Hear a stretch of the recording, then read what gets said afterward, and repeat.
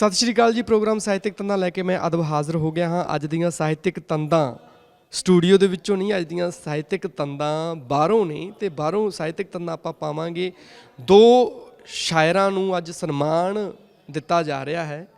ਕਹਿੰਦੇ ਮਾਣ ਸਨਮਾਨ ਦੇਣਾ, ਕਿਸੇ ਵੀ ਚੀਜ਼ ਦੀ ਰੈਕਗਨੀਸ਼ਨ ਕਰਨੀ, ਕਿਸੇ ਦੇ ਕੰਮ ਨੂੰ ਵਡਿਆਉਣਾ, ਉਹਨੂੰ ਉਤਸ਼ਾਹਿਤ ਕਰਨਾ ਬੜਾ ਹੀ ਜ਼ਰੂਰੀ ਹੁੰਦਾ। ਤੇ ਸਾਹਿਤ ਦੇ ਖੇਤਰ ਵਿੱਚ ਅੱਜ ਦੋ ਕਵੀਆਂ ਨੂੰ ਉਸਤਾਦ ਸ਼ਾਇਰ ਗਜ਼ਲ ਦੇ, ਪੰਜਾਬੀ ਗਜ਼ਲ ਦੇ ਪਿਤਾਮਾ ਦੀਪਕ ਜੈਤੋਈ ਜੀ ਦੇ ਨਾਂ 'ਤੇ ਪੁਰਸਕਾਰ ਦਿੱਤਾ ਜਾ ਰਿਹਾ। ਇਹ ਪੁਰਸਕਾਰ ਕਾਫਿਲਾ ਰਾਗ ਵੱਲੋਂ ਦਿੱਤਾ ਜਾ ਰਿਹਾ ਤੇ ਅੱਜ ਇਸ ਪੁਰਸਕਾਰ ਦਾ ਜਿਹੜਾ ਸਾਰਾ ਪ੍ਰੋਗਰਾਮ ਆ ਉਹ ਵੀ ਵੇਖਾਂਗੇ। ਅੱਜ ਉਹਨਾਂ ਸ਼ਾਇਰਾਂ ਦੀਆਂ ਗਜ਼ਲਾਂ ਵੀ ਤੁਹਾਨੂੰ ਸੁਣਵਾਵਾਂਗੇ। ਕੀ ਹੋਊਗਾ ਅੱਜ ਦੇ ਪ੍ਰੋਗਰਾਮ ਵਿੱਚ ਖਾਸ, ਆਓ ਫਿਰ ਚੱਲਦੇ ਹਾਂ ਪ੍ਰੋਗਰਾਮ ਸਾਹਿਤਕ ਤੰਦਾਂ ਦੇ ਵਿੱਚ। ਸਭ ਤੋਂ ਪਹਿਲਾਂ ਮੈਂ ਬੇਨਤੀ ਕਰੂੰਗਾ ਨੌਜਵਾਨ ਸ਼ਾਇਰ ਰਮਨ ਸੰਧੂ ਨੂੰ ਕਿ ਉਹ ਆਪਣੀਆਂ ਗਜ਼ਲਾਂ ਸੁਣਾਉਣ। ਸਤਿਕਾਰਯੋਗ ਪ੍ਰਧਾਨਗੀ ਮੰਡਲ ਤੇ ਇੱਥੇ ਪਹੁੰਚੇ ਵਿਦਵਾਨ ਦੋਸਤੋ, ਗਜ਼ਲ ਦਾ ਇੱਕ ਮਤਲਬ ਹੈ ਕਿ ਇਬਾਦਤ ਵੇਖ ਕੇ ਮੇਰੀ ਖੁਦਾ ਨੇ ਚਾਰ ਵਰ ਦਿੱਤੇ। ਇਬਾਦਤ ਵੇਖ ਕੇ ਮੇਰੀ ਖੁਦਾ ਨੇ ਚਾਰ ਵਰ ਦਿੱਤੇ, ਤਮਾ ਹਉਮੈ ਵੀ ਮੋਹ ਵੀ ਕਾਮ ਵੀ ਮੱਥੇ ਤੇ ਧਰ ਦਿੱਤੇ। ਇਬਾਦਤ ਵੇਖ ਕੇ ਮੇਰੀ ਖੁਦਾ ਨੇ ਚਾਰ ਵਰ ਦਿੱਤੇ, ਤਮਾ ਹਉਮੈ ਵੀ ਮੋਹ ਵੀ ਕਾਮ ਵੀ ਮੱਥੇ ਤੇ ਧਰ ਦਿੱਤੇ। ਖੁਦਾ ਜਾਣੇ ਮੁਸੱਵਰ ਦੇ ਤਸੱਵਰ ਵਿੱਚ ਕੀ ਆਇਆ, ਖੁਦਾ ਜਾਣੇ ਮੁਸੱਵਰ ਦੇ ਤਸੱਵਰ ਵਿੱਚ ਕੀ ਆਇਆ, ਉਹਨੇ ਫੁੱਲਾਂ ਨੂੰ ਛੱਡਤਾ ਮਹਿਕ ਦੇ ਵਿੱਚ ਰੰਗ ਭਰ ਦਿੱਤੇ। ਖੁਦਾ ਜਾਣੇ ਮੁਸੱਵਰ ਦੇ ਤਸੱਵਰ ਵਿੱਚ ਕੀ ਆਇਆ, ਉਹਨੇ ਫੁੱਲਾਂ ਨੂੰ ਛੱਡਤਾ ਮਹਿਕ ਦੇ ਵਿੱਚ ਰੰਗ ਭਰ ਦਿੱਤੇ। ਸੋ ਇਹ ਗਜ਼ਲ ਦੇਖਿਓਗੇ, ਕੋਈ ਸੁਪਨਾ ਜਦੋਂ ਟੁੱਟਦਾ ਹੈ ਤਾਂ ਡਾਢਾ ਸਬਰ ਰੱਖਦਾ, ਕੋਈ ਸੁਪਨਾ ਜਦੋਂ ਟੁੱਟਦਾ ਹੈ ਤਾਂ ਡਾਢਾ ਸਬਰ ਰੱਖਦਾ, ਇਹ ਤਾਂ ਬਸ ਸ਼ੌਕ ਹੈ ਜੋ ਰਾਤ ਭਰ ਪਲਕਾਂ ਨੂੰ ਤਰ ਰੱਖਦਾ। ਕੋਈ ਸੁਪਨਾ ਜਦੋਂ ਟੁੱਟਦਾ ਹੈ ਤਾਂ ਡਾਢਾ ਸਬਰ ਰੱਖਦਾ, ਇਹ ਤਾਂ ਬਸ ਸ਼ੌਕ ਹੈ ਜੋ ਰਾਤ ਭਰ ਪਲਕਾਂ ਨੂੰ ਤਰ ਰੱਖਦਾ। ਮੇਰੇ ਤੇ ਮੁਖਬਰੀ ਦਾ ਦੋਸ਼ ਝੂਠਾ ਹੈ ਨਜਾਇਜ਼ ਹੈ, ਮੇਰੇ ਤੇ ਮੁਖਬਰੀ ਦਾ ਦੋਸ਼ ਝੂਠਾ ਹੈ ਨਜਾਇਜ਼ ਹੈ, ਸਮੁੰਦਰ ਹੋਣ ਦੇ ਨਾਤੇ ਹੀ ਨਦੀਆਂ ਦੀ ਖਬਰ ਰੱਖਦਾ। ਮੇਰੇ ਤੇ ਮੁਖਬਰੀ ਦਾ ਦੋਸ਼ ਝੂਠਾ ਹੈ ਨਜਾਇਜ਼ ਹੈ, ਸਮੁੰਦਰ ਹੋਣ ਦੇ ਨਾਤੇ ਹੀ ਨਦੀਆਂ ਦੀ ਖਬਰ ਰੱਖਦਾ। ਇੱਕ ਮਤਲਬ ਹੋਰ ਦੇਖਿਓਗੇ, ਮੇਰੀ ਚੁੱਪ ਤੋਂ ਖਫਾ ਹੋ ਕੇ ਉਹ ਮੈਨੂੰ ਝਿੜਕ ਜਾਂਦਾ ਹੈ। ਬਹੁਤ ਅੱਛਾ ਮਿਸਰਾ ਬਈ। ਮੇਰੀ ਚੁੱਪ ਤੋਂ ਖਫਾ ਹੋ ਕੇ ਉਹ ਮੈਨੂੰ ਝਿੜਕ ਜਾਂਦਾ ਹੈ, ਖੁਦਾ ਜਾਣੇ ਖੜੇ ਪਾਣੀ ਨੂੰ ਕਾਹਤੋਂ ਰਿੜਕ ਜਾਂਦਾ ਹੈ। ਮੇਰੀ ਚੁੱਪ ਤੋਂ ਖਫਾ ਹੋ ਕੇ ਉਹ ਮੈਨੂੰ ਝਿੜਕ ਜਾਂਦਾ ਹੈ, ਖੁਦਾ ਜਾਣੇ ਖੜੇ ਪਾਣੀ ਨੂੰ ਕਾਹਤੋਂ ਰਿੜਕ ਜਾਂਦਾ ਹੈ। ਕਦੇ ਚਾਨਣ ਸਬੂਤਾ ਰਾਸ ਆਉਂਦਾ ਹੀ ਨਹੀਂ ਮੈਨੂੰ, ਕਲਾਵੇ ਭਰਨ ਲੱਗਦਾ ਹਾਂ ਤਾਂ ਸੂਰਜ ਤਿੜਕ ਜਾਂਦਾ ਹੈ। ਕਦੇ ਚਾਨਣ ਸਬੂਤਾ ਰਾਸ ਆਉਂਦਾ ਹੀ ਨਹੀਂ ਮੈਨੂੰ, ਕਲਾਵੇ ਭਰਨ ਲੱਗਦਾ ਹਾਂ ਤਾਂ ਸੂਰਜ ਤਿੜਕ ਜਾਂਦਾ ਹੈ। ਗਜ਼ਲ ਦਾ ਮਤਲਬ ਦੇਖੋ ਕਿ ਨਵੀਂ ਨੈਣਾ 'ਚ ਨਾ ਹੋਵੇ, ਰੁਦਨ ਅੰਦਾਜ਼ ਨਾ ਹੋਵੇ। ਨਵੀਂ ਨੈਣਾ 'ਚ ਨਾ ਹੋਵੇ, ਰੁਦਨ ਅੰਦਾਜ਼ ਨਾ ਹੋਵੇ, ਉਹ ਚਾਹੁੰਦੇ ਨੇ ਕਿ ਮੈਂ ਰੋਵਾਂ ਮਗਰ ਆਵਾਜ਼ ਨਾ ਹੋਵੇ। ਨਵੀਂ ਨੈਣਾ 'ਚ ਨਾ ਹੋਵੇ, ਰੁਦਨ ਅੰਦਾਜ਼ ਨਾ ਹੋਵੇ, ਉਹ ਚਾਹੁੰਦੇ ਨੇ ਕਿ ਮੈਂ ਰੋਵਾਂ ਮਗਰ ਆਵਾਜ਼ ਨਾ ਹੋਵੇ। ਪਰਿੰਦੇ ਨੇ ਦਿਓ ਅੰਬਰ, ਦਿਓ ਖੰਭ ਵੀ ਤੇ ਹਿੰਮਤ ਵੀ, ਮਗਰ ਲਿਖ ਕੇ ਲਵੋ ਸੁਪਨੇ 'ਚ ਵੀ ਪਰਵਾਜ਼ ਨਾ ਹੋਵੇ। ਪਰਿੰਦੇ ਨੇ ਦਿਓ ਅੰਬਰ, ਦਿਓ ਖੰਭ ਵੀ ਤੇ ਹਿੰਮਤ ਵੀ, ਮਗਰ ਲਿਖ ਕੇ ਲਵੋ ਸੁਪਨੇ 'ਚ ਵੀ ਪਰਵਾਜ਼ ਨਾ ਹੋਵੇ। ਇੱਕ ਲੁਕਾਉਂਦਾ ਹਾਂ ਮੈਂ ਜਿਹੜਾ ਇਸ਼ਕ ਇੰਜ ਬੇਪਰਦ ਹੁੰਦਾ ਹੈ। ਲੁਕਾਉਂਦਾ ਹਾਂ ਮੈਂ ਜਿਹੜਾ ਇਸ਼ਕ ਇੰਜ ਬੇਪਰਦ ਹੁੰਦਾ ਹੈ, ਉਹਦੇ ਪੈਰੀਂ ਚੁਭੇ ਕੰਡਾ ਤਾਂ ਮੈਨੂੰ ਦਰਦ ਹੁੰਦਾ ਹੈ। ਲੁਕਾਉਂਦਾ ਹਾਂ ਮੈਂ ਜਿਹੜਾ ਇਸ਼ਕ ਇੰਜ ਬੇਪਰਦ ਹੁੰਦਾ ਹੈ, ਉਹਦੇ ਪੈਰੀਂ ਚੁਭੇ ਕੰਡਾ ਤਾਂ ਮੈਨੂੰ ਦਰਦ ਹੁੰਦਾ ਹੈ। ਖੁਦਾ ਨੂੰ ਵੀ ਸਮਝ ਆਵੇ ਨਾ ਮੌਸਮ ਦੇ ਅਸੂਲਾਂ ਦੀ, ਭਲਾ ਕਿਉਂ ਹਾੜ ਦੀ ਰਾਤੇ ਵੀ ਹੌਕਾ ਸਰਦ ਹੁੰਦਾ ਹੈ। ਖੁਦਾ ਨੂੰ ਵੀ ਸਮਝ ਆਵੇ ਨਾ ਮੌਸਮ ਦੇ ਅਸੂਲਾਂ ਦੀ, ਭਲਾ ਕਿਉਂ ਹਾੜ ਦੀ ਰਾਤੇ ਵੀ ਹੌਕਾ ਸਰਦ ਹੁੰਦਾ ਹੈ। ਜੋ ਬਾਕੀ ਭੀੜ ਹੁੰਦੀ ਏ ਮਹਿਜ਼ ਇੱਕ ਭੀੜ ਹੁੰਦੀ ਏ, ਤੇ ਅਕਸਰ ਭੀੜ ਵਿੱਚ ਇੱਕ ਅੱਧ ਹੀ ਹਮਦਰਦ ਹੁੰਦਾ ਹੈ। ਜੋ ਬਾਕੀ ਭੀੜ ਹੁੰਦੀ ਏ ਮਹਿਜ਼ ਇੱਕ ਭੀੜ ਹੁੰਦੀ ਏ, ਤੇ ਅਕਸਰ ਭੀੜ ਵਿੱਚ ਇੱਕ ਅੱਧ ਹੀ ਹਮਦਰਦ ਹੁੰਦਾ ਏ। ਖਿਜ਼ਾਂ ਦੀ ਰੁੱਤ ਵਿੱਚ ਕੱਲੇ ਮੇਰੇ ਪੱਤੇ ਨਹੀਂ ਝੜਦੇ, ਮੈਂ ਐਸਾ ਬਿਰਖ ਹਾਂ ਜਿਸ ਦਾ ਤਣਾ ਵੀ ਜ਼ਰਦ ਹੁੰਦਾ ਹੈ।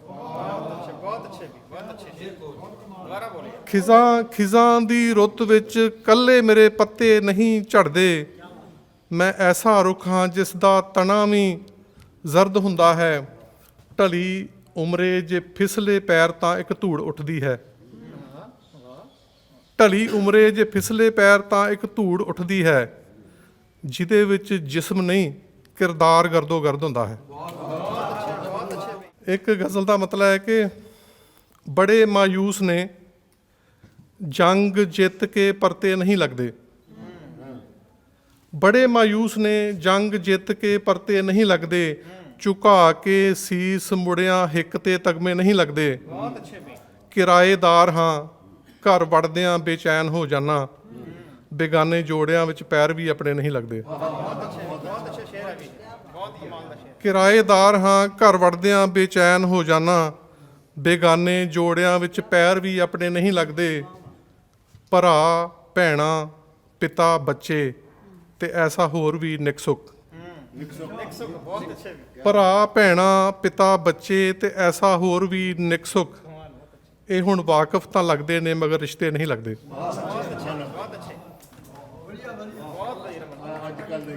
ਭਰਾ ਭੈਣਾਂ ਪਿਤਾ ਬੱਚੇ ਤੇ ਐਸਾ ਹੋਰ ਵੀ ਨਿਕਸੁਕ, ਇਹ ਹੁਣ ਵਾਕਫ ਤਾਂ ਲੱਗਦੇ ਨੇ ਮਗਰ ਰਿਸ਼ਤੇ ਨਹੀਂ ਲੱਗਦੇ। ਤੁਸੀਂ ਉਹਨਾਂ ਦਿਆਂ ਨੈਣਾਂ 'ਚ ਧਰਤੇ ਖਾਬ ਮਰਮਰ ਦੇ, ਜਿਨ੍ਹਾਂ ਦੇ ਕਮਰਿਆਂ ਨੂੰ ਉਮਰ ਭਰ ਬੂਹੇ ਨਹੀਂ ਲੱਗਦੇ। ਤੁਸੀਂ ਉਹਨਾਂ ਦਿਆਂ ਨੈਣਾਂ 'ਚ ਧਰਤੇ ਖਾਬ ਮਰਮਰ ਦੇ, ਜਿਨ੍ਹਾਂ ਦੇ ਕਮਰਿਆਂ ਨੂੰ ਉਮਰ ਭਰ ਬੂਹੇ ਨਹੀਂ ਲੱਗਦੇ। ਇੱਕ ਤਾਂ ਸ਼ੇਰ ਦੇਖੋ ਕਿ ਜੇ ਨਾਨਕ ਦਾ ਕਿਹਾ ਮੰਨਦੇ ਤਾਂ ਦੁਨੀਆ ਹੋਰ ਹੋਣੀ ਸੀ, ਜਿਨ੍ਹਾਂ ਨੇ ਉਜੜਨਾ ਸੀ ਉਹ ਕਦੇ ਉਜੜੇ ਨਹੀਂ ਲੱਗਦੇ। ਜੇ ਨਾਨਕ ਦਾ ਕਿਹਾ ਮੰਨਦੇ ਤਾਂ ਦੁਨੀਆ ਹੋਰ ਹੋਣੀ ਸੀ, ਜਿਨ੍ਹਾਂ ਨੇ ਉਜੜਨਾ ਸੀ ਉਹ ਕਦੇ ਉਜੜੇ ਨਹੀਂ ਲੱਗਦੇ।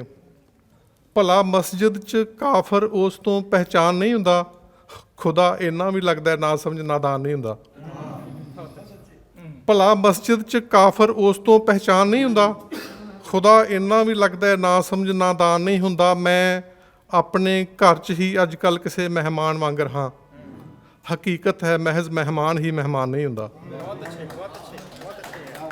ਮੈਂ ਆਪਣੇ ਘਰ 'ਚ ਹੀ ਅੱਜ ਕੱਲ੍ਹ ਕਿਸੇ ਮਹਿਮਾਨ ਵਾਂਗਰ ਹਾਂ, ਹਕੀਕਤ ਹੈ ਮਹਿਜ਼ ਮਹਿਮਾਨ ਹੀ ਮਹਿਮਾਨ ਨਹੀਂ ਹੁੰਦਾ। ਮੈਂ ਸੱਚ ਦੱਸਤਾ ਉਹਨੇ ਅਪਣਾ ਲਿਆ ਮੈਨੂੰ, ਮੈਂ ਤਾਂ ਕਹਿੰਦਾ। ਮੈਂ ਸੱਚ ਦੱਸਤਾ ਉਹਨੇ ਅਪਣਾ ਲਿਆ ਮੈਨੂੰ, ਮੈਂ ਤਾਂ ਕਹਿੰਦਾ। ਗੁਨਾਹ ਕਰਕੇ ਕਬੂਲਣ ਤੇ ਰਤਾ ਨੁਕਸਾਨ ਨਹੀਂ ਹੁੰਦਾ। Thank you so much, thank you so much. ਮਾਨ ਸਨਮਾਨ ਚੱਲ ਰਹੇ ਨੇ ਤੇ ਨਾਲ ਹੀ ਗਜ਼ਲਾਂ ਵੀ ਸੁਣੀਆਂ ਜਾ ਰਹੀਆਂ ਨੇ, ਸ਼ੇਰੋ ਸ਼ਾਇਰੀ ਵੀ ਹੋ ਰਹੀ ਆ। ਆਓ ਚੱਲਦੇ ਹਾਂ ਪ੍ਰੋਗਰਾਮ ਵੱਲ। ਜਦੋਂ ਕੋਈ ਅਨੁਭਵ 'ਚੋਂ ਗੱਲ ਨਿਕਲਦੀ ਹੈ ਨਾ, ਤਾਂ ਉਹ ਕਲਾ ਦੇ ਸੁਮੇਲ ਨਾਲ ਕਿੱਡੀ ਸੋਹਣੀ ਬਣਦੀ ਹੈ ਉਹ ਗੱਲ। ਤਾਂ ਇਹ ਰਮਨ ਸੰਧੂ ਨੇ ਹੁਣ ਇਹ ਗੱਲ ਆਪਾਂ ਨੂੰ ਇਹ ਸਾਬਤ ਕਰ ਦਿੱਤਾ। ਔਰ ਇਸ ਤੋਂ ਬਾਅਦ ਮੈਂ ਗੁਜ਼ਾਰਿਸ਼ ਕਰਾਂਗਾ ਸਾਡੇ ਉੱਘੇ ਸ਼ਾਇਰ ਅਮਰ ਸੂਫੀ ਜੀ ਹੋਰਾਂ ਨੂੰ ਕਿ ਉਹ ਆਪਣੇ ਰਚਨਾ ਨਾਲ ਸਾਨੂੰ ਰੂਬਰੂ ਹੋਣ। ਮਹਿੰਦਰ ਸਾਥੀ ਜੀ ਦੇ ਨਾਂ ਇੱਕ ਗਜ਼ਲ ਹੈ ਕਿ ਮਸ਼ਾਲਾਂ ਬਾਲ ਚੱਲਾਂਗੇ, ਹਨੇਰਾ ਚੀਰ ਦੇਵਾਂਗੇ, ਲੜਾ ਕੇ ਜਾਣ ਆਪਣੀ ਰੱਤ ਦਾ ਪਾਸੀਰ ਦੇਵਾਂਗੇ। ਲੜਾ ਕੇ ਜਾਣ ਆਪਣੀ ਰੱਤ ਦਾ ਪਾਸੀਰ ਦੇਵਾਂਗੇ। ਜਦੋਂ ਹੈ ਹੱਕ ਰਾਂਝੇ ਦਾ ਕਿਵੇਂ ਸਜਦਾ ਲੈ ਜਾਵੇਗਾ, ਭਿੜਾਂਗੇ ਮੁਨਸਫਾਂ ਸੰਗ ਚਾਕ ਤਾਈਂ ਹੀਰ ਦੇਵਾਂਗੇ। ਭਿੜਾਂਗੇ ਮੁਨਸਫਾਂ ਤੰਗ ਚਾਕ ਤਾਈਂ ਹੀਰ ਦੇਵਾਂਗੇ।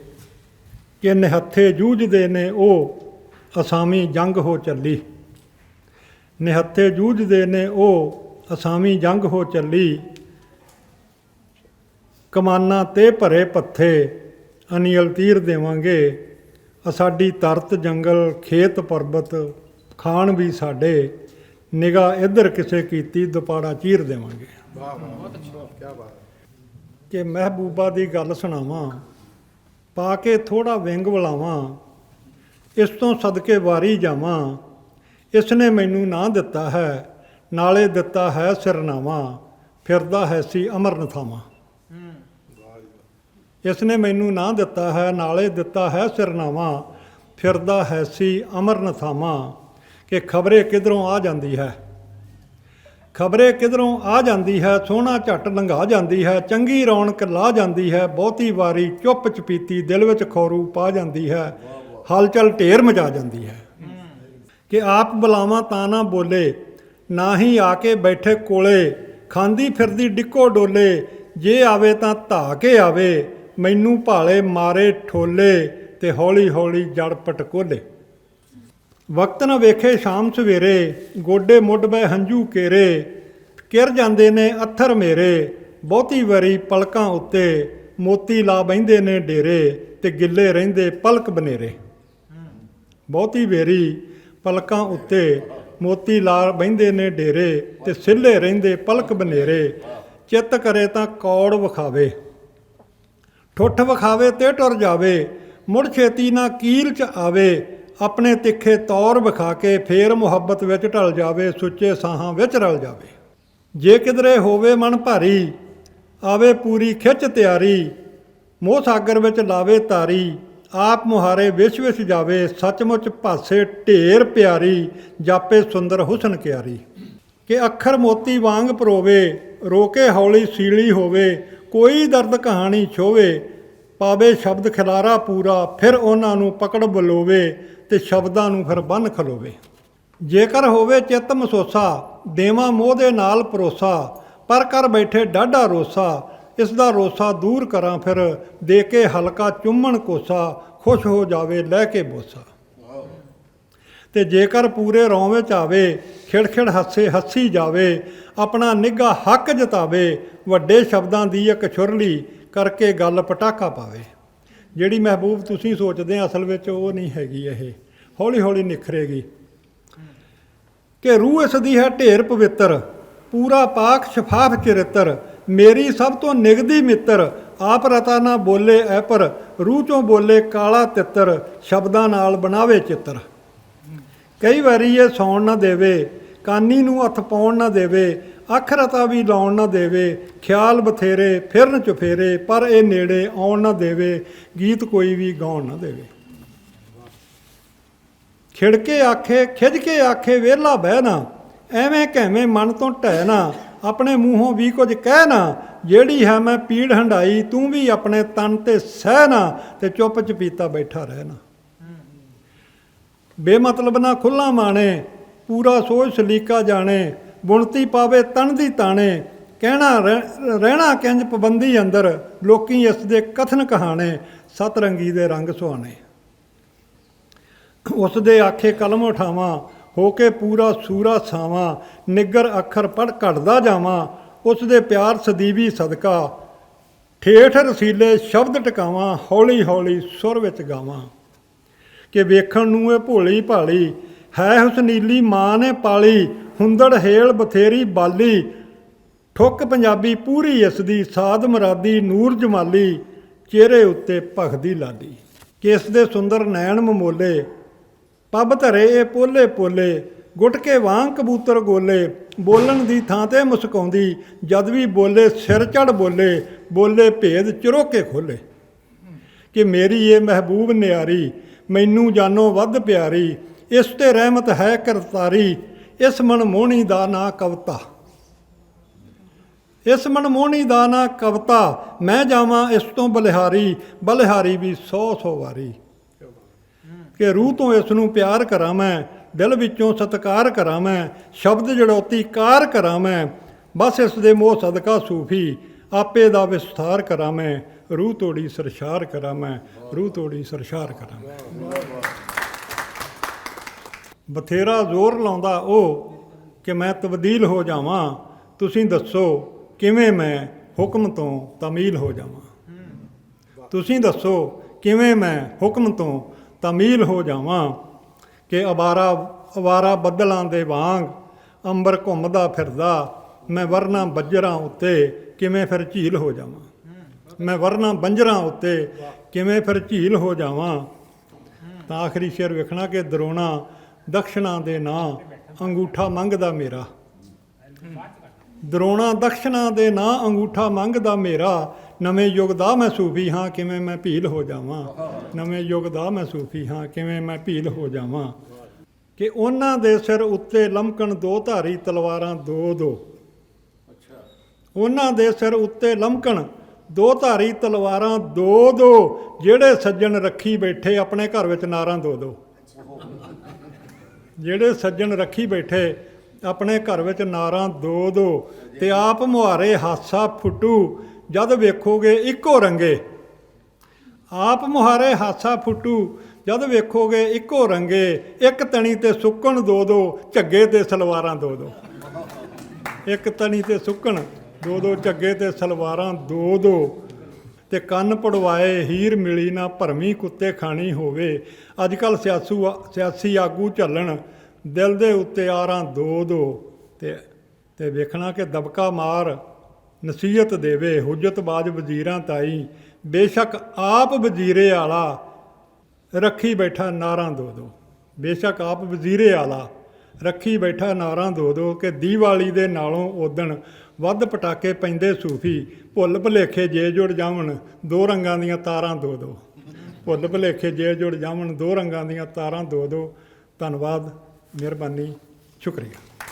ਇਹ ਪ੍ਰੋਗਰਾਮ ਸਾਹਿਤਕ ਤੰਦਾਂ ਵਿੱਚ ਅੱਜ ਦੀ ਖਾਸ ਸਾਹਿਤਕ ਤੰਦ ਪਈ ਹੋਈ ਆ ਸੈਕਟਰ 16 ਦੇ ਕਲਾ ਭਵਨ 'ਚੋਂ। ਤੇ ਅਮਰ ਸੂਫੀ ਜੀ ਬਾਰੇ ਬੋਲਣ ਲਈ ਮੈਂ ਬੇਨਤੀ ਕਰਾਂਗਾ ਅਦਾਰਾ ਰਾਗ ਦੇ ਸਰਪ੍ਰਸਤ ਹਰਵਿੰਦਰ ਜੀ ਨੂੰ ਕਿ ਉਹ ਅਮਰ ਸੂਫੀ ਜੀ ਬਾਰੇ ਕੁਝ ਲਫ਼ਜ਼ ਬੋਲਣ ਇਹਨਾਂ ਬਾਰੇ। ਸੋ ਇਹਨਾਂ ਦੀ ਜਿਹੜੀ ਖੂਬਸੂਰਤ ਗੱਲ ਆ ਕਵਿਤਾ ਦੀ, ਉਹ ਇਹ ਹੈ ਕਿ ਜਿਹੜੀ ਇਹਨਾਂ ਦੀ ਕਵਿਤਾ ਦਾ ਮੁੱਖ ਸੋਰਿਆ ਉਹ ਸਟੇਜੀ ਕਵਿਤਾ ਦੇ ਰੂਪ ਵਾਲੀ ਕਵਿਤਾ ਹੈਗੀ ਆ, ਜਿਹੜੀ ਸਭ ਨੂੰ ਸਪਸ਼ਟ ਤੌਰ 'ਤੇ ਸਮਝ ਆਉਂਦੀ ਆ। ਔਰ ਉਹਦੇ ਵਿੱਚ ਜਿਹੜੀ ਹੈਗੀ ਆ, ਆਮ ਬੰਦਾ ਉਹਨੂੰ ਸਪਾਟ ਬਿਆਨੀ ਵੀ ਕਹਿ ਸਕਦਾ, ਪਰ ਮੇਰੇ ਹਿਸਾਬ ਨਾਲ ਉਹ ਸਪਸ਼ਟ ਬਿਆਨੀ ਆ, ਜਿਹੜੀ ਮੈਂ ਸਮਝਦਾ ਕਿ ਪਿੰਡ ਦੇ ਖੁੰਡਾਂ 'ਤੇ ਬੈਠੇ ਜਿਵੇਂ ਅਸੀਂ ਦੇਖਦੇ ਆਮ ਬੰਦੇ ਜਿਹੜੇ ਹੈਗੇ ਆ, ਜਾਂ ਜਿਹੜੇ ਸਾਡੇ ਜਿਹੜੇ ਪਿੰਡਾਂ ਦੇ ਵਿੱਚ ਆਮ ਲੋਕ ਨੇ, ਉਹ ਵੀ ਇਸ ਕਵਿਤਾ ਨੂੰ ਓਨਾ ਹੀ ਮੰਨਣਗੇ ਜਿੰਨਾ ਆਪਾਂ ਇੱਥੇ ਇਸ ਬੈਠੇ ਸਾਰੇ ਬੰਦੇ ਮੰਨ ਰਹੇ ਹਾਂ। ਇਹ ਇੱਕ ਬਹੁਤ ਨਿਵੇਕਲਾ ਇਹਨਾਂ ਦਾ ਜੋ ਗੁਣ ਮੈਨੂੰ ਲੱਗਾ ਕਵਿਤਾ ਦਾ। ਅਲੋਪ ਹੁੰਦਾ ਜਾ ਰਿਹਾ ਬਹੁਤ ਕੁਝ ਸਾਡੇ ਕੋਲੋਂ ਗਜ਼ਲ ਆ ਗਈ ਆ, ਗੀਤ ਗੁੰਮ ਗਿਆ। ਮੈਂ ਨਹੀਂ ਕਹਿੰਦਾ ਕਿ ਗਜ਼ਲ ਨਾ ਆਵੇ, ਗਜ਼ਲ ਬਹੁਤ ਇੰਪੋਰਟੈਂਟ ਵਿਧਾ ਆ। ਸਾਨੂੰ ਨਵੀਆਂ ਚੀਜ਼ਾਂ ਸਿੱਖਣੀਆਂ ਚਾਹੀਦੀਆਂ ਨੇ, ਸਾਨੂੰ ਨਵੀਆਂ ਵਿਧਾਵਾਂ ਵੀ ਸਿੱਖਣੀਆਂ ਚਾਹੀਦੀਆਂ ਨੇ। ਮੈਂ ਕਹਿੰਦਾ ਕਿ ਜਿਵੇਂ ਭਾਸ਼ਾ ਦੇ ਬਾਰੇ ਵੀ ਸਾਡੀ ਅਪਰੋਚ ਜਿਹੜੀ ਦਕੀਆਨੂਸੀ ਨਹੀਂ ਹੋਣੀ ਚਾਹੀਦੀ, ਕਿ ਸਾਨੂੰ ਅੰਗਰੇਜ਼ੀ ਵੀ ਸਿੱਖਣੀ ਚਾਹੀਦੀ ਆ, ਸਾਨੂੰ ਹਿੰਦੀ ਵੀ ਸਿੱਖਣੀ ਚਾਹੀਦੀ ਆ, ਪਰ ਇਹਦਾ ਇਹ ਮਤਲਬ ਨਹੀਂ ਕਿ ਪੰਜਾਬੀ 'ਤੇ ਪੋਚਾ ਮਾਰ ਕੇ ਸਿੱਖਣੀ ਚਾਹੀਦੀ ਹੈ। ਪੰਜਾਬੀ ਨੂੰ ਨਾਲ ਰੱਖ ਕੇ ਅਸੀਂ ਦੂਜੀਆਂ ਚੀਜ਼ਾਂ ਸਿੱਖਣੀਆਂ। ਇਸੇ ਤਰ੍ਹਾਂ ਅਸੀਂ ਦੂਜੀਆਂ ਵਿਧਾਵਾਂ ਨੂੰ ਅਪਣਾਉਣਾ ਹੈਗਾ, ਭਾਵੇਂ ਗਜ਼ਲ ਆ, ਭਾਵੇਂ ਖੁੱਲ੍ਹੀ ਕਵਿਤਾ ਆ, ਭਾਵੇਂ ਉਹ ਸਾਡਾ ਕੋਈ ਹੋਰ ਰੂਪ ਆ, ਉਹਨਾਂ ਨੂੰ ਅਸੀਂ ਅਪਣਾਉਣਾ ਆ। ਲੇਕਿਨ ਆਪਣੀ ਜਿਹੜੀ ਵਿਧਾ ਹੈ ਉਸ ਨੂੰ ਵੀ ਅਸੀਂ ਬਰਕਰਾਰ ਰੱਖਣਾ। ਸਾਡੇ ਕੋਲ ਦੇਖੋ ਕਵੀਸ਼ਰੀ ਦਾ ਕਿੱਡਾ ਵੱਡਾ ਇੱਕ ਵੱਡਮੁੱਲਾ ਖਜ਼ਾਨਾ ਸੀਗਾ, ਢਾਡੀ ਪਰੰਪਰਾ ਸੀ ਸਾਡੇ ਕੋਲ। ਇਹ ਸਾਰੀਆਂ ਪਰੰਪਰਾਵਾਂ ਸਾਡੀਆਂ ਜਿਹੜੀਆਂ ਹੈਗੀਆਂ ਅਲੋਪ ਨਹੀਂ ਹੋਣੀਆਂ ਚਾਹੀਦੀਆਂ, ਇਹਨਾਂ ਬਾਰੇ ਸਾਨੂੰ ਸਾਰਿਆਂ ਨੂੰ ਸੋਚਣਾ ਬਣਦਾ। ਔਰ ਇਹਨਾਂ ਦੀ ਜਿਹੜੀ ਖੂਬਸੂਰਤ ਗੱਲ ਮੈਂ ਜਿਹੜੀ ਕਰ ਰਿਹਾ ਉਹ ਇਹੀ ਹੈ ਕਵਿਤਾ ਦੇ ਵਿੱਚ, ਕਿ ਜਿਹੜੀ ਆਮ ਸਟੇਜੀ ਕਵਿਤਾ ਦਾ ਵੀ ਸਾਡੇ ਕੋਲ ਇੱਕ ਵਿਧਾ ਸੀਗੀ, ਸਟੇਜੀ ਕਵਿਤਾ ਦਾ ਵੀ ਸਾਡੇ ਕੋਲ ਇੱਕ ਪਰੰਪਰਾ ਸੀਗੀ। ਆਪਣੇ ਕੋਲ ਹੁਣ ਦੇਖੋ ਕਵੀ ਦਰਬਾਰ ਹੁੰਦੇ ਆ, 20 ਜਾਂ 30 ਜਾਂ 40 ਬੰਦੇ ਹੁੰਦੇ ਆ ਆਪਣੇ ਕੋਲ। ਸਟੇਜੀ ਪਰੰਪਰਾ ਦੇ ਵਿੱਚ ਤੁਸੀਂ ਮੇਲਿਆਂ ਦੇ ਵਿੱਚ ਦੇਖਿਆ ਹੋਊਗਾ, ਹਜ਼ਾਰਾਂ ਦੀ ਗਿਣਤੀ ਦੇ ਵਿੱਚ ਲੋਕ ਕਵੀਆਂ ਨੂੰ ਸੁਣਨ ਆਉਂਦੇ ਆ ਜੀ। ਉਹ ਕਵਿਤਾ ਕਿੱਥੇ ਗਈ ਹੈ, ਇਹਦੇ ਬਾਰੇ ਸਾਨੂੰ ਸੋਚਣਾ ਬਣਦਾ। ਕੀ ਸਾਡੇ ਸੰਚਾਰ 'ਚ ਪ੍ਰੋਬਲਮ ਆ, ਸਾਡੀ ਵਿਧਾ 'ਚ ਪ੍ਰੋਬਲਮ ਆ, ਬਜਾਏ ਦੇ ਕਿ ਅਸੀਂ ਇਸ ਗੱਲ ਨੂੰ ਬਲੇਮ ਦੇਈ ਜਾਈਏ ਕਿ ਵੀ ਕਵਿਤਾ ਸੁਣਦੇ ਨਹੀਂ, ਲਿਟਰੇਚਰ ਪੜ੍ਹਦੇ ਨਹੀਂ। ਕਿਤੇ ਨਾ ਕਿਤੇ ਸਾਨੂੰ ਵੀ ਸੋਚਣਾ ਬਣਦਾ ਕਿ ਅਸੀਂ ਜੋ ਲਿਖ ਰਹੇ ਹਾਂ ਕੀ ਅਸੀਂ ਸਹੀ ਸੰਚਾਰ ਕਰ ਪਾ ਰਹੇ ਹਾਂ, ਕੀ ਅਸੀਂ ਲੋਕਾਂ ਦੇ ਮਸਲਿਆਂ ਨੂੰ ਛੋਹ ਪਾ ਰਹੇ ਹਾਂ, ਇਹਨਾਂ ਦੀ ਕਵਿਤਾ ਦੇ ਵਿੱਚ ਮੈਂ ਵੇਖਿਆ ਕਿ ਜਿਹੜਾ ਕਟਾਕਸ਼ ਆ, ਸਟਾਇਰ ਆ, ਪੋਲੀਟੀਕਲ ਸਟਾਇਰ ਆ, ਉਹ ਆਲਮੋਸਟ ਉਸੇ ਹੀ ਕਿਸਮ ਦਾ ਪੋਲੀਟੀਕਲ ਸਟਾਇਰ ਆ ਜਿਸ ਕਿਸਮ ਦਾ ਭਗਵੰਤ ਮਾਨ ਆਪਣੀ ਕਮੇਡੀ 'ਚ ਕਰਦਾ ਰਿਹਾ। ਇਹ ਗੱਲ ਮਤਲਬ ਜਿਹੜੀ ਹੈਗੀ ਆ, ਕਿਉਂ ਲੋਕ ਸੁਣਨਗੇ ਤੁਹਾਨੂੰ ਜੇ ਤੁਸੀਂ ਉਹਨਾਂ ਦੇ ਮਸਲਿਆਂ ਨੂੰ, ਉਹਨਾਂ ਦੀਆਂ ਗੱਲਾਂ ਨੂੰ, ਉਹਨਾਂ ਦੀਆਂ ਪ੍ਰੋਬਲਮਾਂ ਨੂੰ ਆਪਣੀ ਕਵਿਤਾ 'ਚ ਨਹੀਂ ਲੈਂਦੇ। ਐਬਸਟਰੈਕਟ ਕਿਸਮ ਦੀਆਂ ਗੱਲਾਂ ਕਰੀ ਜਾਓ ਆਪਾਂ, ਉਹਦਾ ਕੋਈ ਫਾਇਦਾ ਨਹੀਂ ਹੈ। ਉਹ ਤੁਹਾਨੂੰ ਸੋਝ ਸਵਾਦ ਦੇ ਸਕਦੀ ਹੈ, ਲੋਕਾਂ ਦੇ ਮਸਲਿਆਂ ਨਾਲ ਜੋੜ ਨਹੀਂ ਸਕਦੀ ਅਤੇ ਲੋਕਾਂ ਨੂੰ ਨਹੀਂ ਤੁਹਾਡੇ ਨਾਲ ਜੋੜ ਸਕਦੀ। ਇਹ ਤੱਤ ਬਹੁਤ ਇਹਨਾਂ ਦਾ ਖੂਬਸੂਰਤ ਤੱਤ ਆ। ਦੀਪਕ ਜਤੋਈ ਸਾਹਿਬ ਹੋਰਾਂ ਨੂੰ ਯਾਦ ਕਰਦੇ ਹਾਂ ਅਤੇ ਉਹਨਾਂ ਦੇ ਨਾਮ 'ਤੇ ਇਹ 2 ਇਨਾਮ ਨੇ, ਸਨਮਾਨ ਨੇ ਸਾਡੇ ਕੋਲ। ਮੈਂ ਪਵਨ ਨੂੰ, ਸਾਡਾ ਹੋਣਹਾਰ ਗਾਇਕ ਹੈ, ਉਹ ਦੀਪਕ ਜਤੋਈ ਸਾਹਿਬ ਦੀਆਂ ਰਚਨਾਵਾਂ ਤੁਹਾਨੂੰ ਅੱਜ ਗਾ ਕੇ ਸੁਣਾਏਗਾ। ऐ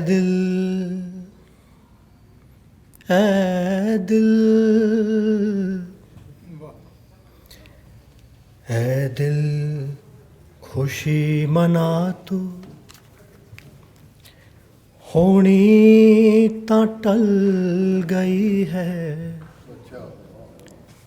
ऐ दिल खुशी मना तू होनी तां टल गई है। गुंजल ਉਹਨਾਂ ਦੇ ਦਿਲ ਦੀ ਆਖਰ ਨਿਕਲ ਗਈ ਹੈ। ਐ ਦਿਲ ਖੁਸ਼ੀ ਮਨਾ ਤੂੰ ਹੋਣੀ ਤਾਂ ਟਲ ਗਈ ਹੈ। ਗੁੰਜਲ ਉਹਨਾਂ ਦੇ ਦਿਲ ਦੀ ਆਖਰ ਨਿਕਲ ਗਈ ਹੈ। जिस दिन तो है बदलिया उस शोख दा वतीरा। जिस दिन तो है बदलिया उस शोख दा वतीरा। जिस दिन तो है बदलिया उस शोख दा वतीरा। उस दिन तो यार अपनी किस्मत बदल गई है। उस दिन तो यार अपनी किस्मत बदल गई है। जिस था मैं जाके बैठा ओ था है महक उठदी। जिस था मैं जाके बैठा ओ था है महक उठदी। ओ था है महक उठदी। साहां च खबर खुशबू जुल्फां दी रल गई है। साहां च खबरे खुशबू जुल्फां दी रल गई है।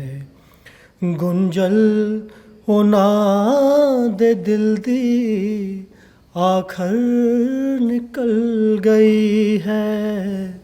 ऐ दिल खुशी मना तू होनी तां टल गई है। जी शुक्रिया जी। मैनू खबर नहीं कुछ दसी दिला तू सच सच। मैनू खबर नहीं कुछ दसी दिला तू सच सच। सुनिया मेरी तबीयत कुछ कुछ संभल गई है। सुनिया मेरी तबीयत कुछ कुछ संभल गई है। और आखिरी शेर देखियो दीपक जतोई जी दा। ओसे तरह अजे हन जज्बे जवान दीपक। ਉਸੇ ਤਰ੍ਹਾਂ ਅਜੇ ਹਨ ਜਜ਼ਬੇ ਜਵਾਨ ਦੀਪਕ, ਉਸੇ ਤਰ੍ਹਾਂ ਅਜੇ ਹਨ ਜਜ਼ਬੇ ਜਵਾਨ ਦੀਪਕ। ਆਫਤ ਕੀ ਆ ਗਈ ਹੈ ਜੇ ਉਮਰ ਟਲ ਗਈ ਹੈ, ਆਫਤ ਕੀ ਆ ਗਈ ਹੈ ਜੇ ਉਮਰ ਟਲ ਗਈ ਹੈ। ਐ ਦਿਲ ਖੁਸ਼ੀ ਮਨਾ ਤੂੰ ਹੋਣੀ ਤਾਂ ਟਲ ਗਈ ਹੈ। ਜੀ ਸ਼ੁਕਰੀਆ।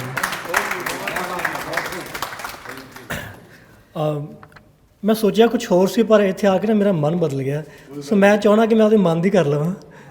ਦੀਪਕ ਜੈਤੋਈ ਜੀ ਦੀ ਗਜ਼ਲ ਤੋਂ ਬਾਅਦ ਮੈਂ ਨੂਰਪ੍ਰੀਤ ਜੀ ਦਾ ਇੱਕ ਗੀਤ ਦੇ ਕੁਝ ਬੋਲ ਗਾ ਲਵਾਂ ਤਾਂ, ਜੇ ਤੁਹਾਡੀ ਇਜਾਜ਼ਤ ਹੋਵੇ ਤਾਂ। ਗੱਡੇ ਉੱਤੇ ਆ ਗਿਆ ਸੰਦੂਕ ਮੁਟਿਆਰ ਦਾ, ਗੱਡੇ ਉੱਤੇ ਆ ਗਿਆ ਸੰਦੂਕ ਮੁਟਿਆਰ ਦਾ, ਸ਼ੀਸ਼ਿਆਂ 'ਚ ਦਿਸੇ ਉਹਦਾ ਵੀਰ ਵਗ ਚਾਰ ਦਾ। ਗੱਡੇ ਉੱਤੇ ਆ ਗਿਆ ਸੰਦੂਕ ਮੁਟਿਆਰ ਦਾ, ਸ਼ੀਸ਼ਿਆਂ 'ਚ ਦਿਸੇ ਉਹਦਾ ਵੀਰ ਵਗ ਚਾਰ ਦਾ। ਵੇਲਾ ਫੁਲਕਾਰੀ ਗਰਾਂ ਏਦਾਂ ਦੇ ਸਜਾਏ ਨੇ, ਵੇਲਾ ਫੁਲਕਾਰੀ ਗਰਾਂ ਏਦਾਂ ਦੇ ਸਜਾਏ ਨੇ, ਪੇਕਿਆਂ ਨੇ ਬਾਗ ਜਿਵੇਂ ਦਾਜ 'ਚ ਕਲਾਏ ਨੇ, ਉਹ ਪੇਕਿਆਂ ਨੇ ਬਾਗ ਜਿਵੇਂ ਦਾਜ 'ਚ ਕਲਾਏ ਨੇ। ਵਿੱਚ ਇੱਕ ਬੂਟਾ ਦਿਸੇ ਧੀਆਂ ਦੇ ਪਿਆਰ ਦਾ, ਗੱਡੇ ਉੱਤੇ ਆ ਗਿਆ ਸੰਦੂਕ ਮੁਟਿਆਰ ਦਾ, ਸ਼ੀਸ਼ਿਆਂ 'ਚ ਦਿਸੇ ਇੱਕ ਤਸਵੀਰ ਵਿੱਚ ਓਪਰੀ ਜੀ ਥਾਂ ਸੀ। ਕੀ ਬਾਤ ਹੈ ਯਾਰ। ਓਪਰਾ ਹੀ ਪਿਓ ਸੀ ਤੇ ਓਪਰੀ ਹੀ ਮਾਂ ਸੀ। ਇੱਕ ਤਸਵੀਰ ਵਿੱਚ ਓਪਰੀ ਜੀ ਥਾਂ ਸੀ, ਓਪਰਾ ਹੀ ਪਿਓ ਸੀ ਤੇ ਓਪਰੀ ਹੀ ਮਾਂ ਸੀ। ਓਪਰਾ ਹੀ ਨੂਰਪੁਰੀ ਕੁੰਡ ਸੇ ਉਤਾਰਦਾ, ਗੱਡੇ ਉੱਤੇ ਆ ਗਿਆ ਸੰਦੂਕ ਮੁਟਿਆਰ ਦਾ, ਸ਼ੀਸ਼ਿਆਂ 'ਚ ਦਿਸੇ ਉਹਦਾ ਵੀਰ ਵਗ ਚਾਰ ਦਾ, ਗੱਡੇ ਉੱਤੇ ਆ ਗਿਆ ਸੰਦੂਕ ਮੁਟਿਆਰ ਦਾ। ਸ਼ੁਕਰੀਆ ਜੀ, ਸ਼ੁਕਰੀਆ। ਮੈਂ ਗੁਜ਼ਾਰਿਸ਼ ਕਰਾਂਗਾ ਸਾਡੇ ਸਮੇਂ ਦੇ ਉੱਘੇ ਸ਼ਾਇਰਾ ਸੁਖਵਿੰਦਰ ਅਮਰ ਜੀ ਨੂੰ, ਜੋ ਅੱਜ ਦੇ ਸਮਾਗਮ ਦੇ ਪ੍ਰਧਾਨ ਨੇ, ਕਿ ਆਪਣੇ ਸ਼ਬਦ ਕਹਿਣ। ਸੁਖਵਿੰਦਰ ਅਮਰ। ਪਹਿਲੀ ਵਧਾਈ ਤਾਂ ਮੈਂ ਸਰਦਾਰ ਇੰਦਰਜੀਤ ਸਿੰਘ ਪੁਰੇਵਾਲ ਜੀ ਨੂੰ ਦਿੰਦੀ ਹਾਂ ਕਿ ਉਹਨਾਂ ਨੇ ਜਿਸ ਤਰ੍ਹਾਂ ਆਪਣੀ ਕਿਰਤ ਕਮਾਈ ਦੇ ਵਿੱਚੋਂ ਇਹ ਦਸਵਾਂ ਦਸੌਂਦ ਕੱਢਦੇ ਨੇ, ਔਰ ਜਿਵੇਂ ਉਹਨਾਂ ਨੂੰ ਕੁਦਰਤ ਨੇ ਇਹ ਸਮਰੱਥਾ, ਇਹ ਤੌਫੀਕ ਬਖਸ਼ੀ ਆ ਕਿ ਉਹ ਆਪਣੇ ਇੱਥੇ ਸਾਹਿਤਕਾਰਾਂ ਨੂੰ ਇਸ ਧਰਤੀ ਦੇ ਉਹਨੂੰ ਆਪਣੀ ਧਰਤੀ ਦੇ ਮੂੰਹ ਨੂੰ ਭੁੱਲੇ ਨਹੀਂ ਹੈਗੇ, ਨਾ ਆਪਣੇ ਸਾਹਿਤ ਨੂੰ ਭੁੱਲੇ ਨੇ। ਔਰ ਦੂਜੀ ਵਧਾਈ ਮੈਂ ਅੱਜ ਦੇ ਪ੍ਰਬੰਧਕਾਂ ਨੂੰ, ਜਿਨ੍ਹਾਂ ਨੇ ਇਹ ਸਾਰਾ ਪ੍ਰੋਗਰਾਮ ਸਾਂਭਿਆ, ਸੰਭਾਲਿਆ, ਸਜਾਇਆ, ਰਚਾਇਆ। ਤੀਜੀ ਵਧਾਈ ਅੱਜ ਦੇ ਸ਼ਾਇਰਾਂ ਨੂੰ, ਰਮਨ ਸੰਧੂ ਜੀ, ਸੂਫੀ ਜੀ। ਔਰ ਰਮਨ ਸੰਧੂ ਹੁਣਾਂ ਦੀਆਂ ਕਮਾਲ ਦੀਆਂ ਗਜ਼ਲਾਂ ਮੈਂ ਇੰਨੇ ਭਰਵੇਂ ਰੂਪ 'ਚ ਅੱਜ ਇਹਨਾਂ ਨੂੰ ਪਹਿਲੀ ਵਾਰੀ, ਕਿਉਂਕਿ ਅਸੀਂ ਮੁਸ਼ਾਇਰਿਆਂ 'ਚ ਇਕੱਠੇ ਹੁੰਦੇ ਹਾਂ, ਉੱਥੇ ਸਾਨੂੰ ਬਸ ਇੱਕ ਦੋ ਗਜ਼ਲਾਂ ਹੀ ਪੇਸ਼ ਕਰਨ ਦਾ ਮੌਕਾ ਮਿਲਦਾ, ਔਰ ਇਹਨਾਂ ਨੇ ਅੱਜ ਕਿੰਨੀਆਂ ਸੋਹਣੀਆਂ ਗਜ਼ਲਾਂ ਸੁਣਾਈਆਂ, ਰੂਹ ਸਰਸ਼ਾਰ ਹੋ ਗਈ।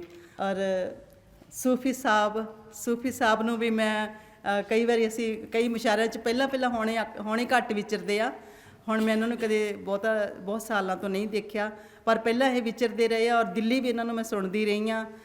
ਇਹ ਸੋਹਣਾ ਤਾਂ ਲਿਖਦੇ ਆ, ਹੈ ਨਾ, ਔਰ ਸਾਦਾ ਅਤੇ ਸਪਸ਼ਟ ਵੀ ਲਿਖਦੇ ਆ, ਜਿਹੜਾ ਕਿ ਸਾਰਿਆਂ ਨੂੰ ਸਮਝ ਆਉਂਦਾ। ਪਰ ਇਹ ਨਾ ਇਹਨਾਂ ਦੀਆਂ ਮੈਂ ਦੇਖਿਆ ਲੰਬਾਈ ਵੀ ਬਹੁਤ ਹੁੰਦੀ ਆ, ਔਰ ਲੰਬੀਆਂ ਰਚਨਾਵਾਂ ਹੁੰਦੀਆਂ ਇਹਨਾਂ ਦੀਆਂ, ਔਰ ਗਹਿਰੀਆਂ ਵੀ ਹੁੰਦੀਆਂ, ਸੋਹਣੀਆਂ ਵੀ ਹੁੰਦੀਆਂ, ਔਰ ਜ਼ਿਆਦਾ ਮੈਂ ਦੇਖਿਆ ਜ਼ਿਆਦਾ ਇਹਨਾਂ ਦੀਆਂ ਗਜ਼ਲਾਂ ਮੁਸਲਸਲ ਹੁੰਦੀਆਂ ਨੇ। ਔਰ ਮੈਂ ਗੁਜ਼ਾਰਿਸ਼ ਕਰਾਂਗਾ ਅੱਜ ਦੇ ਮੁੱਖ ਮਹਿਮਾਨ ਸਾਡੇ ਸਰਮੌਰ ਆਲੋਚਕ ਕਵੀ ਡਾਕਟਰ ਮਨਮੋਹਨ ਜੀ ਕਿ ਉਹ ਆਪਣੀ ਗੱਲ ਕਹਿਣ। ਕਵਿਤਾ ਉਹ ਹੀ ਜ਼ਿੰਦਾ ਰਹਿੰਦੀ ਹੈ ਜਿਹਦੇ 'ਚ ਜ਼ਿੰਦਾ ਰਹਿਣ ਵਾਲੇ ਤੱਤ ਹੈ, ਉਹ ਤੁਹਾਡੀਆਂ ਸਿਮਰਤੀਆਂ ਦੇ ਵਿੱਚ ਕਿਤੇ ਬੈਠੀ ਹੁੰਦੀ ਹੋਈ ਹੈ, ਔਰ ਉਹ ਬਾਰ-ਬਾਰ ਆਪਣੀ ਹਾਜ਼ਰੀ ਲਗਵਾ ਜਾਂਦੀ ਹੈ ਜਦੋਂ ਕੋਈ ਇੱਦਾਂ ਦੇ ਪ੍ਰਸੰਗ ਚੱਲਦੇ ਨੇ। ਉਹ ਕਹਿੰਦਾ ਕਿ ਪਸ਼ੇ ਦੇਵਾਸੇ ਕਾਵਿਅਮ ਨਾ ਮਮਾਰ ਨਾ ਜੀਰ, ਤੇ ਅਥਰਵ ਵੇਦ ਵਿੱਚ ਕਹਿੰਦਾ ਕਿ ਦੇਵਤਿਆਂ ਦੀ ਜਿਹੜੀ ਕਵਿਤਾ ਹੈ ਉਹ ਕਦੀ ਨਾ ਮਰਦੀ ਹੈ ਨਾ ਕਦੀ ਖੀਣ ਹੁੰਦੀ ਹੈ। ਸੋ ਉਹ ਕਵੀ ਨੂੰ ਆਪਣੀ ਸ੍ਰਿਸ਼ਟੀ ਦਾ ਕਰਤਾ ਕਹਿੰਦਾ ਹੈ, ਜਿੱਦਾਂ ਕਵੀ ਆਪਣੀ ਕਵਿਤਾ ਦਾ, ਆਪਣੀ ਕਿਰਤ ਦਾ ਕਰਤਾ ਹੈ। ਸੋ ਉਹ ਉਹਨੂੰ ਰੱਬ ਵਰਗੀ ਸ਼ਖਸੀਅਤ ਮੰਨਦਾ ਹੈ।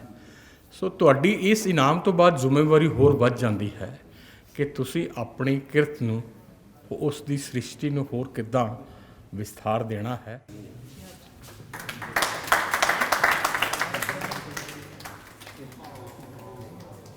ਰਮਨ ਲਗਾਤਾਰ ਸਿਰਜਣਾ ਦੇ ਖੇਤਰ ਵਿੱਚ ਸਰਗਰਮ ਹੈ ਤੇ ਉਸਨੇ ਬੀਤੇ ਸਮੇਂ ਤੋਂ ਪੰਜਾਬੀ ਦੇ ਸ਼ੁੱਧ ਉਚਾਰਨ ਤੇ ਸ਼ੁੱਧ ਲੇਖਣੀ ਲਈ ਵਿਸ਼ੇਸ਼ ਮੁਹਿੰਮ ਨਿੱਜੀ ਤੌਰ ਤੇ ਛੇੜੀ ਹੋਈ ਹੈ। ਉਸ ਦੇ ਹੋਰ ਵੀ ਸਿਰਜਣਸ਼ੀਲ ਹੋਣ ਦੀ ਦੁਆ ਕਰਦੇ ਹਾਂ। ਪੰਜਾਬੀ ਦੇ ਬਾਬਾ ਬੋੜ ਗਜ਼ਲ ਗੋ ਦੀਪਕ ਜੈਤੋਈ ਜੀ ਦੀ ਯਾਦ ਵਿੱਚ ਸਥਾਪਿਤ ਰਾਗ ਗਜ਼ਲ ਪੁਰਸਕਾਰ ਉਸ ਨੂੰ ਪ੍ਰਦਾਨ ਕਰਦਿਆਂ ਇੰਦਰਜੀਤ ਸਿੰਘ ਪੁਰੇਵਾਲ ਅਤੇ ਕਾਫਲਾ ਰਾਗ ਦੇ ਕਾਮੇ ਅੱਜ ਮਾਣ ਅਤੇ ਖੁਸ਼ੀ ਮਹਿਸੂਸ ਕਰ ਰਹੇ ਹਨ। ਧੰਨਵਾਦ।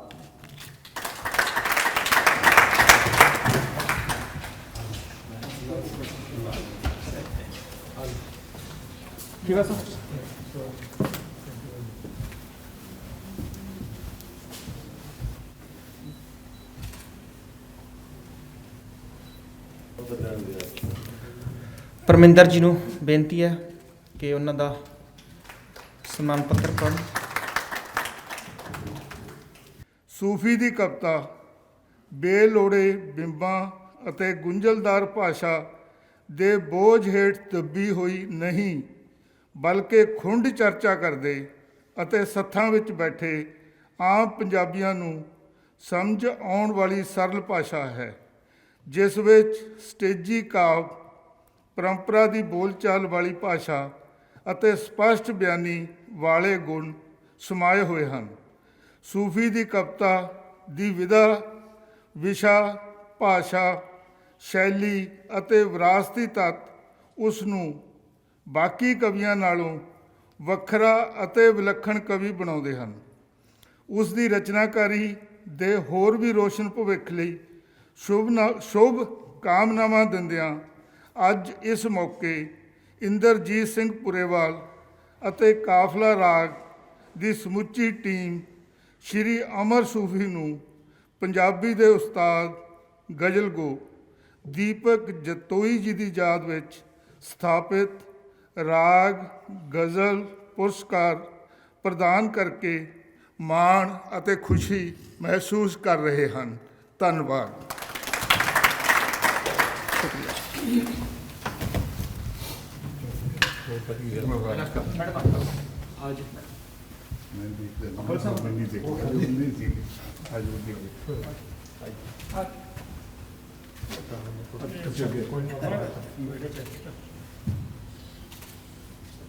ਕਾਫਲਾ ਰਾਗ ਵੱਲੋਂ ਅੱਜ ਦੀਪਕ ਜੈਤੋਈ ਜੀ ਦੇ ਨਾਮ ਉੱਤੇ ਪੁਰਸਕਾਰ ਦਿੱਤਾ ਗਿਆ। ਜਿਹੜੀ ਸ਼ਖਸੀਅਤ ਨੂੰ ਪੁਰਸਕਾਰ ਦਿੱਤਾ ਉਹ ਸਾਡੇ ਨਾਲ ਨੇ ਅਮਰ ਸੂਫੀ ਜੀ, ਉਹਨਾਂ ਨਾਲ ਮਿਲਦੇ ਹਾਂ, ਨਾਲ ਗੱਲਬਾਤ ਕਰਦੇ ਹਾਂ। ਸਰ ਸਤਿ ਸ਼੍ਰੀ ਅਕਾਲ ਜੀ। ਸਤਿ ਸ੍ਰੀ ਅਕਾਲ। ਮੈਂ ਜਸ ਟੀਵੀ ਤੇ ਇਹਦੇ ਸਾਰੇ ਦਰਸ਼ਕ ਸਰੋਤਿਆਂ ਦਾ ਤਹਿ ਦਿਲੋਂ ਮਸ਼ਕੂਰ ਹਾਂ ਤੇ ਵਿਸ਼ੇਸ਼ ਤੌਰ ਤੇ ਤੁਹਾਡਾ ਕਿ ਤੁਸੀਂ ਵਕਤ ਦਿੱਤਾ। ਤੁਹਾਨੂੰ ਬਹੁਤ ਬਹੁਤ ਵਧਾਈਆਂ ਜੀ, ਇਹ ਪੁਰਸਕਾਰ ਮਿਲਿਆ। ਮਿਹਰਬਾਨੀ। ਮੇਰੀ ਖੁਸ਼ੀ 'ਚ ਸ਼ਾਮਲ ਹੈ ਕਿ ਪੁਰਸਕਾਰ ਦੇਣ ਵਾਲਾ ਇੰਦਰਜੀਤ ਕਾਫਲਾ ਰਾਗ ਮਹੱਤਵਪੂਰਨ ਸ਼ਖਸੀਅਤ ਆ, ਪਰੰਤੂ ਮੇਰੀ ਖੁਸ਼ੀ 'ਚ ਇਹ ਵਾਧਾ ਕਿ ਉਸ ਸ਼ਖਸ ਦੇ ਨਾਂ 'ਤੇ ਮੈਨੂੰ ਇਹ ਸਨਮਾਨ ਦਿੱਤਾ ਗਿਆ ਜਿਨ੍ਹਾਂ ਦੀਆਂ ਮੈਂ 5 ਸਾਲ ਜੁੱਤੀਆਂ ਸਾਫ਼ ਕੀਤੀਆਂ। ਮੈਂ ਦੀਪਕ ਸਾਹਿਬ ਦਾ ਚੇਲਾ ਹੀ ਹਾਂ। ਅੱਛਾ, ਜਦੋਂ ਤੁਸੀਂ ਇਸ ਖਿੱਤੇ ਮਤਲਬ ਵੀ ਜਦੋਂ ਮਾਣ ਸਨਮਾਨ ਮਿਲਦੇ ਹੈਗੇ ਆ, ਇੱਕ ਅਲੱਗ ਹੀ ਉਤਸ਼ਾਹ ਮਿਲਦਾ ਹੈਗਾ, ਤੇ ਉਹ ਸ਼ਖਸੀਅਤ ਜਿਹਦੇ ਨਾਲ ਤੁਸੀਂ ਕਹ ਲਓ ਉਹਨਾਂ ਨੂੰ ਆਪਣਾ ਗੁਰੂ ਮੰਨਦੇ ਹੋ, ਉਹਨਾਂ ਦੇ ਨਾਮ ਦੇ ਉੱਤੇ ਤੁਹਾਨੂੰ ਪੁਰਸਕਾਰ ਮਿਲ ਰਿਹਾ ਹੈਗਾ, ਇਹ ਮੇਰੇ ਵਾਸਤੇ ਬਹੁਤ ਵੱਡੀ ਖੁਸ਼ੀ ਵਾਲੀ ਗੱਲ ਆ। ਜਾਣੀ ਅਨੇਕਾਂ ਸਨਮਾਨ ਮਿਲੇ, ਵੱਡੇ ਵੱਡੇ ਸਨਮਾਨ ਮਿਲੇ, ਪਰੰਤੂ ਸਨਮਾਨ ਇਹ ਵੀ ਬਹੁਤ ਵੱਡਾ, ਪਰੰਤੂ ਜਿਹੜਾ ਦੀਪਕ ਜਤੋਈ ਜੀ ਦੇ ਨਾਂ ਤੇ ਆ, ਉਹਦੇ ਨਾਲ ਉਹਦੀ ਜਿਹੜੀ ਆਬਾ ਹੋਰ ਵੱਧ ਜਾਂਦੀ ਆ। ਮੇਰੀ ਖੁਸ਼ੀ 'ਚ ਸ਼ਾਮਲ ਆ ਕਿ ਮੈਨੂੰ ਦੀਪਕ ਜਤੋਈ ਸਾਹਿਬ ਦੇ, ਮੇਰੇ ਉਸਤਾਦ, ਮੇਰੇ ਮੁਰਸ਼ਦ ਦੇ ਨਾਂ ਤੇ ਇਹ ਅਵਾਰਡ ਮਿਲਿਆ। ਸੋ ਕਿਵੇਂ ਲੱਗਦਾ ਜਦੋਂ ਇਦਾਂ ਦੇ ਅਵਾਰਡ ਸ਼ੋਅ ਹੁੰਦੇ ਨੇ, ਜਿਹੜੇ ਮਿਲਦੇ ਨੇ, ਮਾਣ ਸਨਮਾਨ ਮਿਲਦੇ ਨੇ, ਹੋਣੇ ਚਾਹੀਦੇ ਨੇ? ਉਹ ਇਹ ਖੁਸ਼ੀ ਤਾਂ ਦਿੰਦਾ, ਪਰੰਤੂ ਫਿਕਰ ਵੀ ਪੈਦਾ ਕਰਦਾ। ਕਿਸ ਚੀਜ਼ ਦਾ ਫਿਕਰ? ਫਿਕਰ ਇਸ ਗੱਲ ਦਾ ਕਿ ਸਾਨੂੰ ਇਹੋ ਜਿਹੇ ਅਵਾਰਡ ਲੈ ਕੇ ਚੁੱਪ ਕਰਕੇ ਤਾਂ ਨਹੀਂ ਬਹਿ ਜਾਣਾ। ਸਾਡੀ ਸਮਾਜਿਕ ਜ਼ਿੰਮੇਵਾਰੀ ਤੇ ਸਾਹਿਤਕ ਜ਼ਿੰਮੇਵਾਰੀ ਹੋਰ ਸਾਡੇ ਸਿਰ ਪੈਂਦੀ ਆ। ਇਹ ਜ਼ਿੰਮੇਵਾਰੀ ਦਾ ਅਹਿਸਾਸ ਪਾਲਣ ਵਾਸਤੇ ਉਹ ਸਾਡੀ ਫਿਕਰਮੰਦੀ ਦੇ ਵਿੱਚ ਸ਼ਾਮਲ ਹੋ ਜਾਂਦੀ ਆ। ਮੈਂ ਸੁਚੇਤ ਯਤਨ ਕਰੂੰਗਾ ਕਿ ਇਹੋ ਜਿਹੇ ਅਵਾਰਡਾਂ ਦੀ ਲਾਜ ਰੱਖਣ ਵਾਸਤੇ ਹੋਰ ਨਿੱਠ ਕੇ ਲਿਖਿਆ ਜਾਵੇ, ਤੇ ਸਮਾਜ ਵਾਸਤੇ ਮੇਰੇ ਵਿਸ਼ੇ ਸਮਾਜਿਕ ਹੀ ਹੁੰਦੇ ਆ।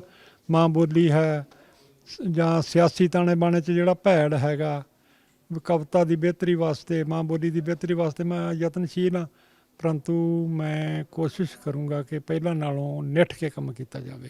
ਕੋਈ ਆਪਣੀ ਗਜ਼ਲ ਦਾ ਇੱਕ ਅੱਧਾ ਸ਼ੇਰ ਸਾਡੇ ਦਰਸ਼ਕਾਂ ਨਾਲ ਸਾਂਝਾ ਕਰ ਦਿਓ।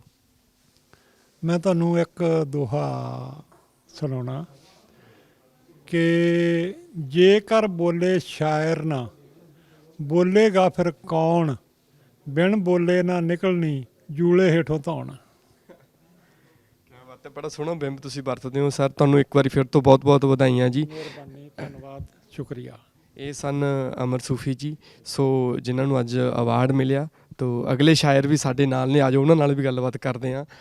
ਰਮਨ ਸੰਧੂ ਜੀ, ਪਹਿਲਾਂ ਤਾਂ ਬਹੁਤ ਬਹੁਤ ਵਧਾਈਆਂ ਤੁਹਾਨੂੰ, ਅੱਜ ਇਹ ਪੁਰਸਕਾਰ ਮਿਲਿਆ। ਬਹੁਤ ਬਹੁਤ ਮਿਹਰਬਾਨੀ ਤੁਹਾਡੀ। ਮੈਂ ਬਹੁਤ ਖੁਸ਼ ਹਾਂ ਇਹ ਪੁਰਸਕਾਰ ਲੈ ਕੇ, ਕਿਉਂਕਿ ਇਹ ਗਜ਼ਲ ਦਾ ਥੰਮ ਆਪਾਂ ਕਹਿੰਦੇ ਉਹਨਾਂ ਨੂੰ, ਦੀਪਕ ਜਗਤੋਈ ਜੀ ਨੂੰ, ਉਹਨਾਂ ਦੇ ਨਾਮ ਤੇ ਜਿਹੜਾ ਪੁਰਸਕਾਰ ਮਿਲਣਾ ਉਹ ਬਹੁਤ ਵੱਡੀ ਗੱਲ ਆ। ਸੋ ਮੈਨੂੰ ਬਹੁਤ ਖੁਸ਼ੀ ਆ ਇਸ ਪੁਰਸਕਾਰ ਦੀ। ਅੱਛਾ, ਕਿੰਨਾ ਕੁ ਸਮਾਂ ਹੋ ਗਿਆ ਇਹ ਗਜ਼ਲ ਵਾਲੇ ਖੇਤਰ ਦੇ ਵਿੱਚ ਤੁਸੀਂ ਜਿਵੇਂ ਆਪਣੀ ਕਲਮ ਝਰੀਟ ਰਹੇ ਹੋ? ਵੇਖੋ, ਮੈਂ ਜਿਵੇਂ ਪ੍ਰੋਫੈਸ਼ਨਲੀ ਤੇ ਮੈਂ ਸਿਵਲ ਇੰਜੀਨੀਅਰ ਆ। ਮੈਂ ਦੋਹਾ, ਕਤਰ, ਦੁਬਈ, ਗਲਫ ਦੇ ਦੇਸ਼ਾਂ 'ਚ ਕੰਮ ਕਰਦਾ ਸੀਗਾ। ਉਦੋਂ ਮੈਨੂੰ ਸ਼ੌਂਕ ਇਸ ਚੀਜ਼ ਦਾ ਪੈਦਾ ਹੋ ਗਿਆ। 2010 ਤੋਂ ਮੈਂ ਜਿਹੜਾ ਉਹ ਲਿਖਣਾ ਸ਼ੁਰੂ ਕਰ ਦਿੱਤਾ, ਤੇ ਫਿਰ 2014 ਵਿੱਚ ਮੇਰੀ ਜਿਹੜੀ ਪਹਿਲੀ ਕਿਤਾਬ ਆ ਉਹ ਛਪ ਗਈ ਸੀਗੀ 2014 ਵਿੱਚ। ਉਹਦਾ ਨਾਮ ਸੀਗਾ ਤਾਂ ਸੁਪਨੇ ਕੀ ਸੋਚਣਗੇ, ਤੇ ਉਸ ਤੋਂ ਬਾਅਦ ਫਿਰ ਉਹਦੇ 2 ਐਡੀਸ਼ਨ ਛਪੇ। ਫਿਰ 2017 ਵਿੱਚ ਮੇਰੀ ਦੂਸਰੀ ਕਿਤਾਬ ਆਈ ਸੁਪਨਿਆਂ ਸੰਗ ਸੰਵਾਦ, ਤੇ 2021 ਵਿੱਚ ਮੇਰੀ ਜਿਹੜੀ ਆ ਲੋਕਡਾਊਨ ਤੋਂ ਬਾਅਦ ਉਹ ਮੇਰੀ ਤੀਸਰੀ ਕਿਤਾਬ ਆਈ ਸੀ ਬੰਸਰੀ ਕੈਦ ਸੁਰ। ਉਸ ਨੂੰ ਕਾਫੀ ਵੱਡੇ ਵੱਡੇ ਅਵਾਰਡ ਮਿਲੇ ਉਸ ਕਿਤਾਬ ਨੂੰ, ਤੇ ਹੁਣ ਅੱਜ ਮੈਨੂੰ ਜਿਹੜਾ ਇਹ ਰਾਗ ਕਾਫਲਾ ਵੱਲੋਂ ਆਹ ਪੁਰਸਕਾਰ ਮਿਲਿਆ। ਇਹ ਬਹੁਤ ਤੁਹਾਨੂੰ ਲਿਖਣ ਲਈ ਹੋਰ ਅੱਗੇ ਪ੍ਰੇਰਨਾ। ਜ਼ਿੰਮੇਵਾਰੀ ਕਿੰਨੀ ਕੁ ਵੱਧ ਗਈ ਆ ਤੁਹਾਡੀ ਹੁਣ ਅੱਗੇ? ਜ਼ਿੰਮੇਵਾਰੀ ਤੇ ਵੇਖੋ ਵੱਧਦੀ ਆ। ਜੋ ਤੁਹਾਨੂੰ ਵੱਡੇ ਪੁਰਸਕਾਰ ਮਿਲਦੇ ਆ, ਛੋਟੇ ਪੁਰਸਕਾਰ ਵੀ ਮਿਲਣ, ਜਦੋਂ ਤੁਹਾਨੂੰ ਰੈਕਗਨੀਸ਼ਨ ਮਿਲਦੀ ਆ, ਜਦੋਂ ਤੁਹਾਨੂੰ ਪਾਠਕ ਸੁਣਦੇ ਆ, ਪੜ੍ਹਦੇ ਆ, ਤੇ ਜ਼ਿੰਮੇਵਾਰੀ ਤੇ ਉਹ ਵੱਧ ਜਾਂਦੀ ਆ ਕਿ ਹੋਰ ਬਿਹਤਰ ਲਿਖਣ ਦੀ ਕੋਸ਼ਿਸ਼ ਕਰਾਂਗੇ ਅੱਗੇ ਤੋਂ। ਅੱਛਾ, ਜਿਹੜੀ ਗਜ਼ਲ ਹੁੰਦੀ ਆ ਨਾ, ਉਹ ਕਹਿ ਲਓ ਵੀ ਗਾਗਰ 'ਚ ਸਾਗਰ ਭਰਨ ਵਾਲੀ ਗੱਲ ਹੁੰਦੀ ਆ। ਇਹ ਸਭ ਤੋਂ ਔਖੀ ਸਿਨਫ ਮੈਨੂੰ ਲੱਗਦਾ ਹੈਗੀ ਆ ਲਿਖਣ ਦੇ ਲਈ, ਤੇ ਕਿਸੇ ਸ਼ਾਇਰ ਨੂੰ ਉਹਦੇ ਵਿੱਚ ਮਾਣ ਸਨਮਾਨ ਮਿਲਣਾ ਆਪਣੇ ਆਪ 'ਚ ਵੱਡੀ ਗੱਲ। ਹਾਂ ਬਿਲਕੁਲ, ਕਿਉਂਕਿ ਇਹਦੇ 'ਚ ਕਵਿਤਾ ਦਾ ਇਹ ਹੁੰਦਾ ਕਿ ਜਦੋਂ ਤੁਸੀਂ ਸ਼ੁਰੂ ਤੋਂ ਪੜ੍ਹਨਾ ਸ਼ੁਰੂ ਕਰਦੇ ਆ ਤੇ ਅਖੀਰ ਤੱਕ ਆ ਕੇ ਉਹਦਾ ਸਾਰ ਤੁਹਾਨੂੰ ਕਵਿਤਾ ਦਾ ਨਿਕਲਦਾ। ਗਜ਼ਲ ਜਿਹੜੀ ਆ, ਜੋ ਉਹਦੇ 6 ਸ਼ੇਰ ਆ, ਹਰ ਸ਼ੇਰ ਦੀ ਆਪਣੀ ਆਪਣੀ ਕਹਾਣੀ ਆ। ਗਜ਼ਲ ਦੇ ਵਿੱਚ ਅਰੂਜ਼ ਹੁੰਦਾ ਆ ਜਿਹੜਾ ਬਹੁਤ ਜ਼ਰੂਰੀ ਆ। ਜਿਵੇਂ ਅੱਜ ਇੱਥੇ ਗੱਲਾਂ ਵੀ ਹੋਈਆਂ ਕਿ ਉਹਦੀ ਬਹਿਰ ਹੁੰਦੀ ਆ, ਉਹਦੀ ਇੱਕ ਵਿਧਾ ਵੱਖਰੀ ਆ ਗਜ਼ਲ ਦੀ, ਥੋੜ੍ਹੀ ਇਹਨੂੰ ਔਖੀ ਵਿਧਾ ਗਿਣਿਆ ਜਾਂਦਾ ਆ। ਮੈਂ ਹੋਰ ਕੁਝ ਲਿਖਿਆ ਹੀ ਨਹੀਂ, ਮੈਂ ਸ਼ੁਰੂ ਤੋਂ ਗਜ਼ਲ ਲਿਖਣੀ ਸ਼ੁਰੂ ਕੀਤੀ ਔਰ ਉਹੀ ਲਿਖੂੰਗਾ। ਮੈਨੂੰ ਇੱਦਾਂ ਲੱਗਦਾ ਕਿ ਮੈਂ ਗਜ਼ਲ ਨਹੀਂ, ਤੁਸੀਂ ਕੁਛ ਹੋਰ ਟਰਾਈ ਨਹੀਂ ਕਰਿਆ ਕਿ ਗਜ਼ਲ ਤੁਹਾਨੂੰ ਜ਼ਿਆਦਾ ਵਧੀਆ ਲੱਗਦੀ ਹੈ? ਐਕਚੁਅਲੀ ਇੱਕ ਨਾਵਲ ਸ਼ੁਰੂ ਕੀਤਾ ਸੀਗਾ ਮੈਂ, ਉਹਦੇ ਵਾਸਤੇ ਸਪੈਸ਼ਲ 3-4 ਦਿਨ ਸ਼ਿਮਲੇ ਇੱਕ ਹੋਟਲ 'ਚ ਕਮਰਾ ਲੈ ਕੇ 3-4 ਦਿਨ ਉਹ ਨਾਵਲ, ਜਦੋਂ 20-25 ਉਹਦੇ ਸਫ਼ੇ ਮੈਂ ਲਿਖ ਲਏ, ਪਰ ਉਦੋਂ ਮੈਨੂੰ ਮਹਿਸੂਸ ਹੋਇਆ ਕਿ ਮੇਰੇ ਵਾਸਤੇ ਨਹੀਂ ਆ, ਕਿ ਮੈਂ ਗਜ਼ਲ ਲਿਖਣ ਵਾਸਤੇ ਬਣਿਆ, ਮੈਂ ਗਜ਼ਲ ਹੀ ਲਿਖੂੰਗਾ। ਉਹ ਮੈਂ ਪਾੜ ਕੇ ਸੁੱਟਤੇ। ਮਤਲਬ ਮੈਂ ਤਿੰਨ ਕੁ ਦਿਨ ਮੇਰੇ ਖਿਆਲ ਮੈਂ ਕੰਟੀਨਿਊਸਲੀ ਉੱਥੇ ਰਿਹਾ, ਪਰ ਮੈਨੂੰ ਲੱਗਾ ਕਿ ਨਹੀਂ, ਦਿਸ ਨਾਟ ਮਾਈ ਬਿਜ਼ਨਸ। ਮੈਂ ਸਾਡੇ ਦਰਸ਼ਕਾਂ ਦੇ ਨਾਲ ਆਪਣੇ ਕੁਝ ਆਸ਼ਾਰ ਸਾਂਝੇ ਕਰੋ। ਮੈਂ ਇੱਕ ਤੋਂ ਗਜ਼ਲ ਦਾ ਇੱਕ ਗਜ਼ਲ ਸਨਮਾਨ ਦੇ ਬਾਰੇ ਇੱਕ ਗਜ਼ਲ ਦੇ 2-3 ਸ਼ੇਰ ਤੁਹਾਨੂੰ ਕਹਿੰਦਾ ਕਿ ਮੇਰੀ ਗੁਰਬਤ ਦਾ ਜਿਗਰਾ ਹੈ ਜੋ ਹਰ ਧਨਵਾਨ ਠੋਕਰ ਤੇ, ਖੁਦਾ ਦਾ ਫਜ਼ਲ ਸਿਰ ਮੱਥੇ ਮਗਰ ਅਹਿਸਾਨ ਠੋਕਰ ਤੇ, ਜੋ ਜਿਸ ਦੇ ਵਾਸਤੇ ਹੁੰਦਾ ਹੈ ਉਸ ਤੱਕ ਪਹੁੰਚ ਹੀ ਜਾਂਦਾ ਹੈ, ਜੋ ਮੰਗ ਕੇ ਪਵੇ ਲੈਣਾ ਉਹ ਹਰ ਸਨਮਾਨ ਠੋਕਰ ਤੇ। ਕਿਆ ਬਾਤ ਹੈ, ਬਹੁਤ ਹੀ ਖੂਬਸੂਰਤ ਤੁਸੀਂ ਸ਼ੇਰ ਸੁਣਾਏ। ਸੋ ਇੱਕ ਵਾਰੀ ਫਿਰ ਤੋਂ ਤੁਹਾਨੂੰ ਬਹੁਤ ਬਹੁਤ ਵਧਾਈ। ਬਹੁਤ ਬਹੁਤ ਸ਼ੁਕਰੀਆ ਜੀ, ਬਹੁਤ ਬਹੁਤ ਸ਼ੁਕਰੀਆ। ਸੋ ਇਹ ਸਨ ਰਮਨ ਸੰਧੂ ਤੇ ਅਮਰ ਸੂਫੀ ਜੀ, ਜਿਨ੍ਹਾਂ ਨੂੰ ਅੱਜ ਦੀਪਕ ਜਤੋਈ ਰਾਗ ਗਜ਼ਲ ਪੁਰਸਕਾਰ ਦੇ ਨਾਲ ਸਨਮਾਨਿਤ ਕੀਤਾ ਗਿਆ ਹੈ। ਇੰਦਰਜੀਤ ਸਿੰਘ ਪੁਰੇਵਾਲ ਅਤੇ ਕਾਫਲਾ ਰਾਗ ਵੱਲੋਂ ਪੰਜਾਬ ਕਲਾ ਪਰਿਸ਼ਦ ਚੰਡੀਗੜ੍ਹ ਵਿਖੇ ਇਹ ਇਨਾਮ ਦਿੱਤੇ ਗਏ ਸਨ। ਸੋ ਅੱਜ ਦੀਆਂ ਸਾਹਿਤਕ ਤੰਦਾਂ ਵਿੱਚ ਇੰਨਾ ਹੀ। ਅੱਜ ਦੀ ਸਾਹਿਤਕ ਤੰਦ ਖਾਸ ਸੀਗੀ ਥੋੜ੍ਹੀ ਜਿਹੀ, ਆਪਾਂ ਕਹਿ ਲਓ ਫੀਲਡ ਦੇ ਵਿੱਚ ਜਾ ਕੇ ਮਾਨ ਸਨਮਾਨ ਜਿੱਥੇ ਹੋ ਰਹੀ ਸੀ ਉੱਥੇ ਜਾ ਕੇ ਆਪਾਂ ਸਾਰੀ ਮਹਿਫਲ ਤੁਹਾਨੂੰ ਵਿਖਾਈ। ਸੋ ਵੇਂਦੇ ਰਹੋ ਜਸ ਪੰਜਾਬੀ, ਜੁੜੇ ਰਹੋ ਜਸ ਦੇ ਨਾਲ। ਆਪਣਾ ਰੱਖੋ ਖਿਆਲ, ਸਾਨੂੰ ਦਿਓ ਇਜਾਜ਼ਤ। ਸਤਿ ਸ਼੍ਰੀ ਅਕਾਲ।